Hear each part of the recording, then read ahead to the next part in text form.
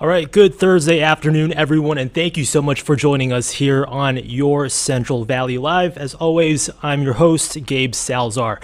We are live streaming across all of our digital platforms, including our app and our website. So happening in just a few moments, we're going to hear from officials with the Fresno County Sheriff's Office as they will announce the arrest of a, quote, serial rapist. Now, at this point, we see a live shot here of them setting up right now, but at this point, we were not given any information leading up to the announcement, but a spokesperson from the department says that this is a, quote, significant arrest. So we were also told that we will be getting a glimpse of the suspect photo during this announcement. And of course, the details leading up to the arrest, what happened, who the suspect is, the crimes he's accused of doing. Keep in mind that at this point, we don't know how many victims are involved, whether it be one or multiple, how old they are, but we can expect to get more information. And right now, we are getting a glimpse of Lieutenant Brandon Purcell taking the podium right now, possibly getting ready to make this announcement. So again, we have very limited information at this time of who this, quote, serial rapist is, but we are expected to hear from officials with the Fresno County Sheriff's Office very soon, just to get more clarity as we hear from officials. We do have a crew on scene, as you can see here, setting up for the announcement at the Fresno County Sheriff's Office in downtown Fresno. It was originally scheduled to happen around 3:30 today. So as you can see, Lieutenant Brandon Purcell is expected to be the one handling the announcement. And again, if you're just tuning in, we are expected to hear an announcement made from officials with the Fresno County Sheriff's Office regarding what they say is a, quote, significant arrest being made, or that was made with a serial rapist. So at this point, we have no any information at this point of who the suspect is, who the victims are, how old the victims are, and how old the suspect is. But we are going to get that information very soon, as we can see officials setting up right now. Media was invited to this event, so we will just have to wait and see. That announcement is expected to happen very soon. And again, we will have updated information once they make the announcement. But again, we are expected to see the suspect.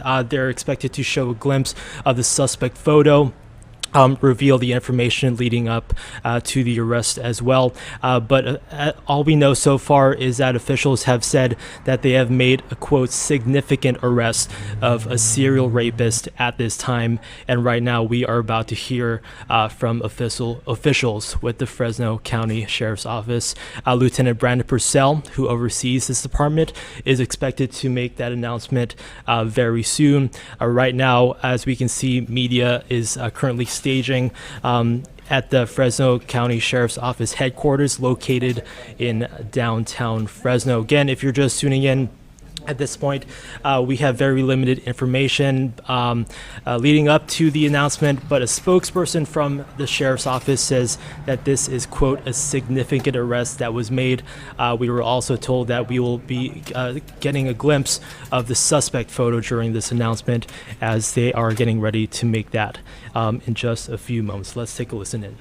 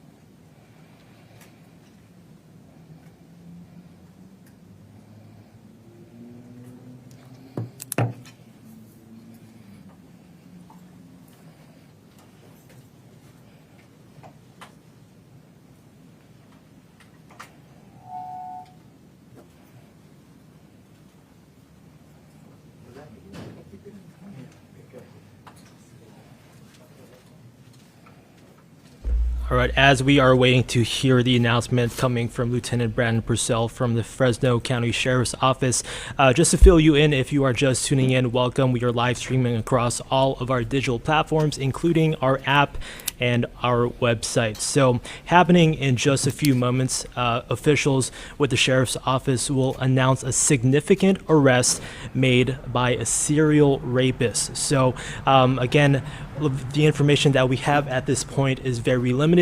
We don't know who the suspect is, how many victims there are in this incident, but we can expect that to be announced when they start talking in just a few moments. All we know at this point is that they have prepped media for this announcement to announce this arrest, so we will just have to await and see what information is given at this time. But let me know in the Facebook comments. We do have an article up right now. Once that announcement happens, if you know any of the people involved in this as well, we want to hear from you. And so we can expect them to make that announcement in just a few minutes. Let's take a listen in.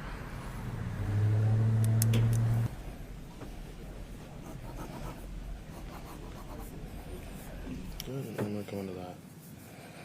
We're announcing his arrest.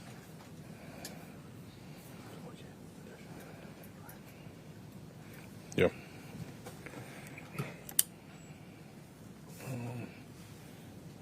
I would take this number out.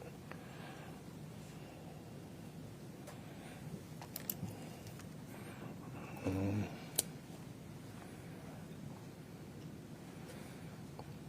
then you're going to go through this whole thing at the first, or are you going to save this last part for the say, kind of cut it right here? Okay. And then I'll do my part, and then you can wrap it up with that. Come on up, you get to stand on stage.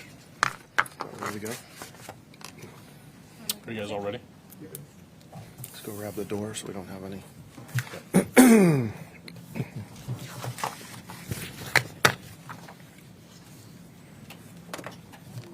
Just stand there.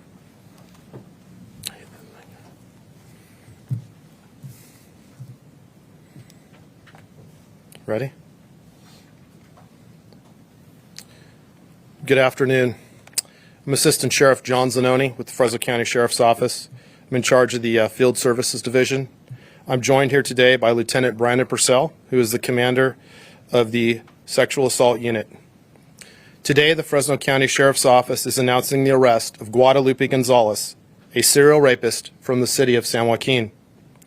We are doing this in an effort to locate additional victims that may be out there. As we have familiarized ourselves with the suspect, Guadalupe Gonzalez, we believe he is the same person responsible for other rapes that have occurred in 2017 and 2019. Our concern is that he is responsible for other rapes that have not yet been reported.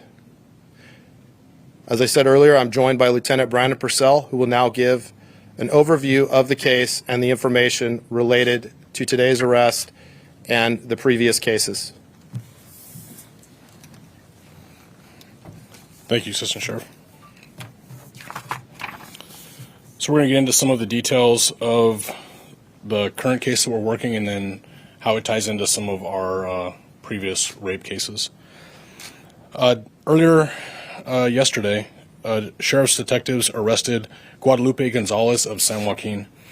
He's currently booked into the Fresno County Jail on the charge of rape, and his bail is currently set to no bail.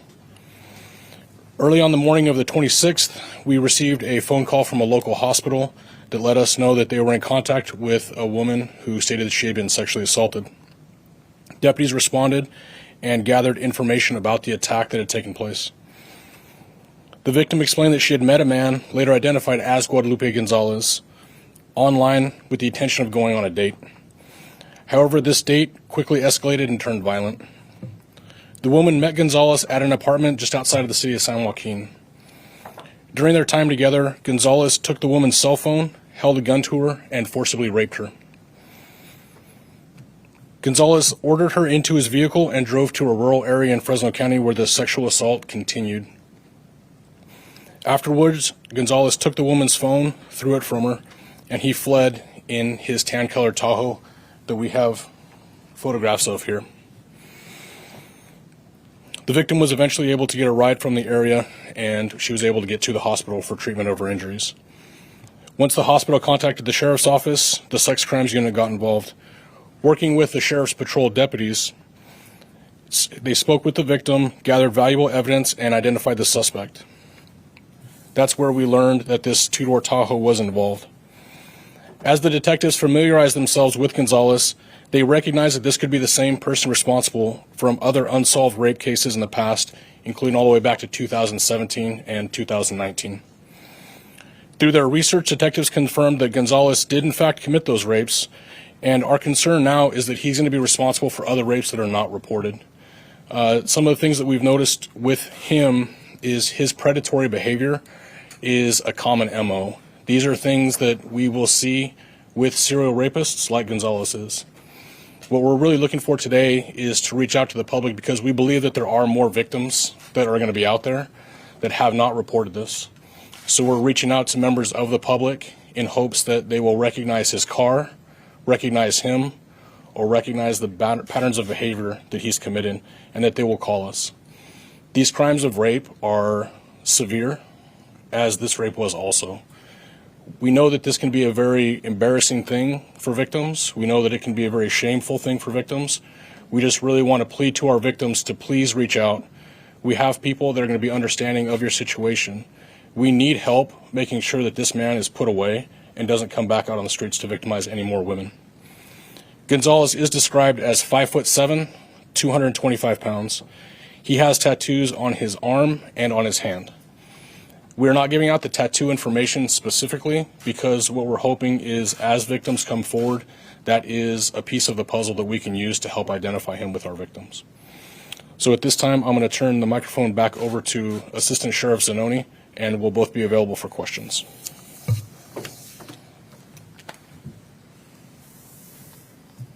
And again, I just want to make a reminder that I appreciate you all being here today. For members of the media, we need your help to get this information out to the public, to help encourage anyone who has been contacted or victimized by Guadalupe Gonzalez to come forward and contact the Fresno County Sheriff's Office to report a crime or an incident that's occurred. As Lieutenant Purcell said, up here, the monitor to the left, you'll see pictures of his vehicle. You'll see his photo. For potential victims out there, all of these crimes that we're talking about in 2017, 2019, and now in 2021 all occurred in the city of San Joaquin, which is located in western Fresno County. So to any potential victims, please come forward. Please contact us. We're here for you, and we will help you get through this. So that's all I have. Is there any questions that anyone has? Based on the amount of time between 2017, 2019, and now, how confident are you that there are other victims out there of his? Based on the information and the fact that we have kind of a wide timeline from 2017 to 2019 to 2021, I do believe that there is a good potential for other victims out there, and maybe they just aren't coming forward for a variety of reasons. But now today, that since Mr. Gonzalez is now in jail, he is not eligible for bail, we encourage those individuals who are victims or have been contacted by Mr. Gonzalez to please come forward and contact us and provide us with any information that you can. For other people who may not have been a rape victim necessarily of this man, but of somebody else, you were able to track down these 2017, 2019 cases. How important is it for people to come forward and document this information with you? Just the possibility that it could be solved even years later. Well, it's extremely important because when we get information, that's how we could develop leads, that's how we make cases, and that's how we help victims. That's how we help victims get justice. Maybe you're out there and you think that some information that you have, maybe you aren't a victim, maybe you are a victim. You may think it's insignificant or it's not a big deal, but that could be that little piece to the puzzle that we need because we've got some other people that have provided information, and now we take that information and now we're able to solve the crime, or we're able to figure out who the suspect is, and we're able to go out there and find justice for these victims. And then in the press release it mentions that they did meet online and that they were meeting up for a date, which is super common today for people to meet online and meet up for a date. What do you think that this person could have done differently? What should people do when they are in this situation, meeting someone online for a date? What's your advice? That is a very good question. I'm going to turn that one over to Lieutenant Brandon Purcell, and he will handle that. I think you asked a lot of questions there. Standard behavior for anyone meeting with someone else online is make sure that you're not meeting alone. Make sure that you have precautions in place. Make sure you know who you're meeting with. And, I don't want to shame our victims for some of the mistakes that they have made, because what this was a consensual encounter that turned into a horrendous forcible rape. And we want to emphasize that very much. Some of these contacts can start out in one way and then change very, very quickly. And especially with this suspect, that's exactly what he did with every one of his victims, is he would meet them consensually, he would have conversations with them, and then the real person that they were meeting with would start to surface. That predator would come out, that rapist would come out. He has shown signs of violence, and he's escalating his violence with our victims. So that's really what we want to push out to anyone, is understand who you're meeting with. And don't go alone if you can. If you can help that, never be by yourself, meet in public places. Online is not a safe place unless you know exactly who you're dealing with. So take those precautions. But again, these women had the right to meet up with a man consensually. That does not take away from the fact that they were severely victimized by him. So we just want to emphasize that this was consensual to start with, but it took a drastic turn based on his predatory behavior, based on his level of violence. Are you guys able to elaborate at all on how you were able to link him to those earlier rapes? We can a little bit. We don't want to give out everything with it because, again, we don't want to give information that's going to either, hurt our case or dissuade anybody else from coming forward. But part of it's going to be through DNA evidence. Part of it's going to be through common MOs, which he was very specific. These forcible rapes with weapons are pretty uncommon. So when we see a pattern of that, when we see similar descriptions of vehicles, similar descriptions of tattoos, those are all little pieces of the puzzle that we put together. And, we're very fortunate that here in Fresno County, our law enforcement officers work together, that they talk to each other, and that they share information. And that was part of how this got put together also. Could you also talk a bit about how the more people who come forward, the more likely it is that he'll spend a longer amount of time in prison? Yeah, we would love for him to get the maximum amount of incarceration time possible. Absolutely. But really what we're looking for is hopefully some justice for our victims that are out there, that didn't think that they could come forward, maybe didn't think that we would trust them, didn't think that anything would happen. We want them to know that they can come forward so that we can get them the justice that they deserve and hopefully get them some closure. We can give them some victim services for maybe some counseling, some treatments, and help out with their mental health also. Okay. You mentioned that those other two cases in 2017 and 2019 were also in San Joaquin, correct? They were all in the Fresno County area. Is kind of how we're going to. And can you describe the nature of those first two cases? Was it very similar? Was it was online dating, meeting online and involved the weapon? It was similar in that they started out as consensual encounters, and I believe that these women thought something else was going to take place, and then again that person inside of him would come out, and that's when the rapes would take place. So that was a similar thing with all those cases, and weapons are also a common thing. Were there injuries in those previous two cases? Was it similar? Did they go to the hospital? I'd have to go back and look through that specifically. I would believe that they probably did have to seek some sort of a medical treatment in those cases because these rapes are incredibly gruesome, they're incredibly violent, and they're incredibly damaging to our victims, both physically and mentally. Have you ever been arrested before? He has. I don't have his criminal history, but I know that he has previously been arrested. Just to confirm, none of these victims were minors? Correct. We do not have any minor victims right now. We are withholding a lot of the identities of our victims. The reason for that is because we don't know if he targeted one specific type of victim or if he targeted multiple victims. All we know is what we have now. That's why we're trying to reach out to the public for help, because we don't know if he only committed these rapes in San Joaquin or if he committed them also in the city of Fresno or in other areas. So that's really why we want to get his photograph out there. That's why we want to get his vehicle out there, so that we can find out where else our victims may be. Do we know, sir, anybody else helped him committing those crimes, or he's the only person? I believe he acted alone. We don't have anybody that we're listing as a co-conspirator right now. Probably this question was asked you before many times, but I think it's very important for people to know that maybe there are people out there undocumented, that's supposed, right? Yeah. And most of the time, they don't go to law enforcement because of the immigration status and Sure. all that stuff. What's the message for them to give people So- again and again? A couple things. I do want to say that our suspect is Spanish and English speaking.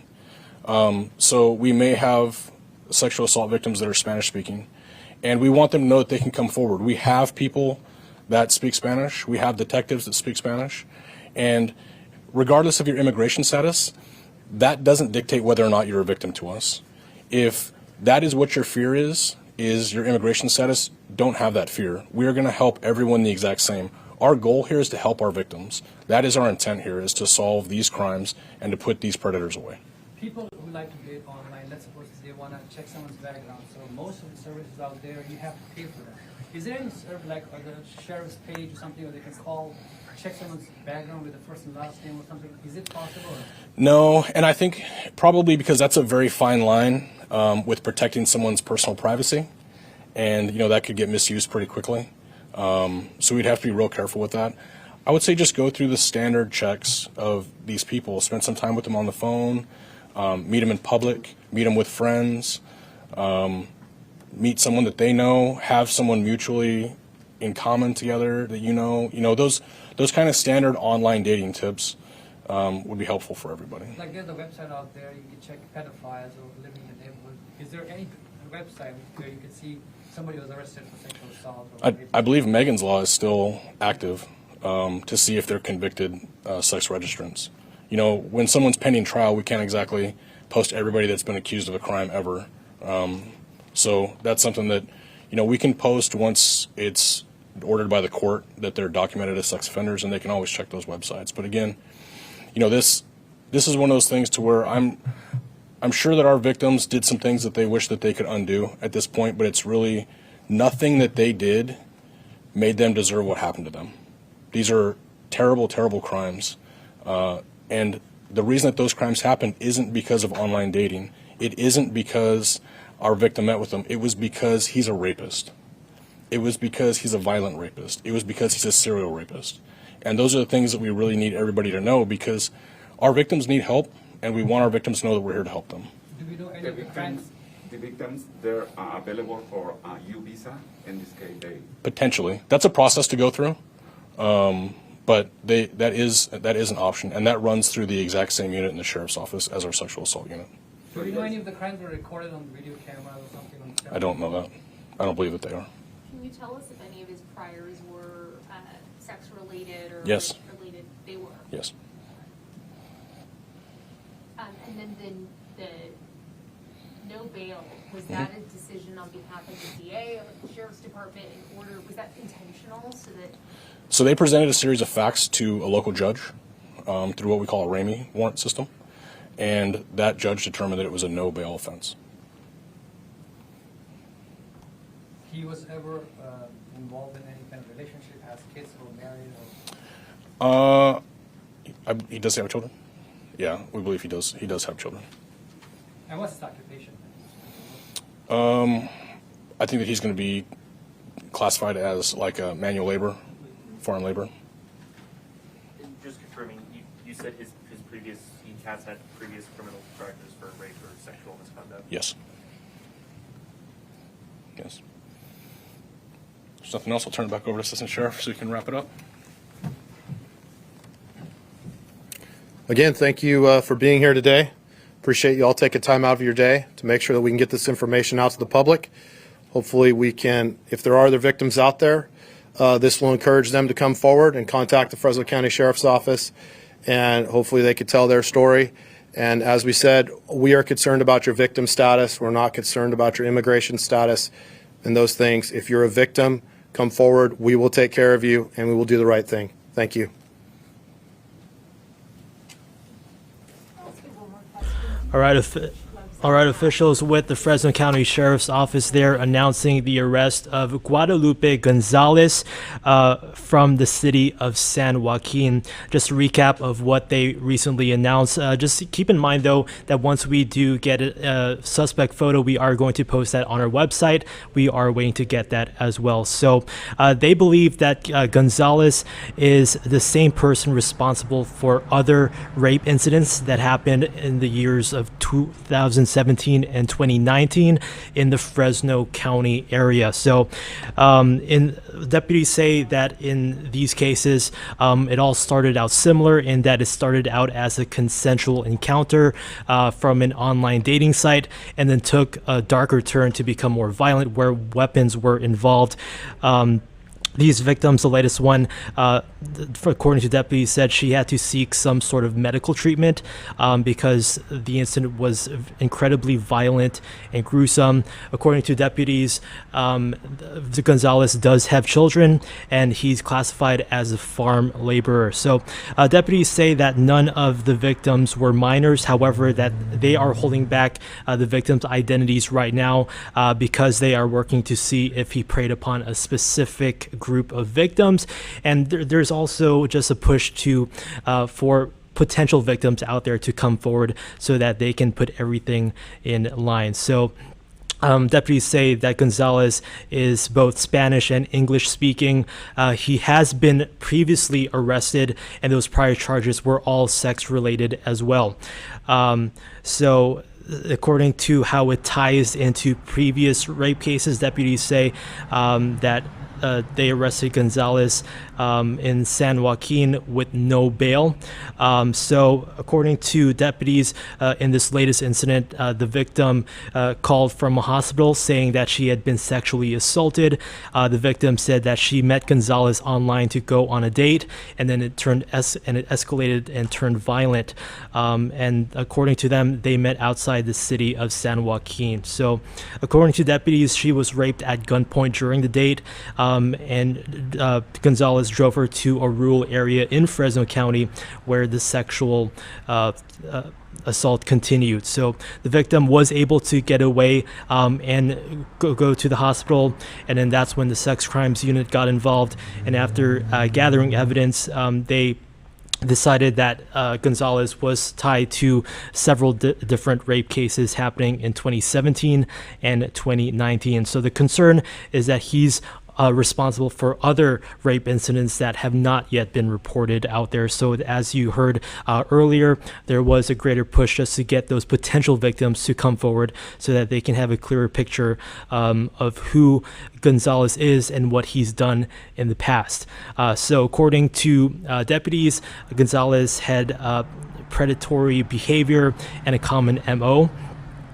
So deputies are just reaching out to the public to see if other victims are out there. But again, Gonzalez is identified as 5'7", 225 pounds with tattoos on his arm and hand. So deputies just saying when people does come forward with information, this is going to help them to develop leads and help other victims as well who has been a victim to this heinous crime. So but deputies just saying again that in these incidents, it started out as a consensual meetup, but then it turned predatory where more weapons were involved in these crimes that deputies say Gonzalez was involved with. So as to how they tied Gonzalez to these other crimes, again, they looked at DNA evidence, common MOs.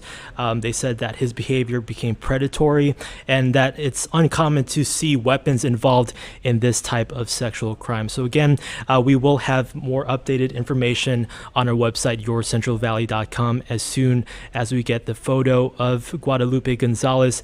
But again, until next time, thank you for tuning in, and we'll have that updated on our website as well. Have a great day. Stay safe.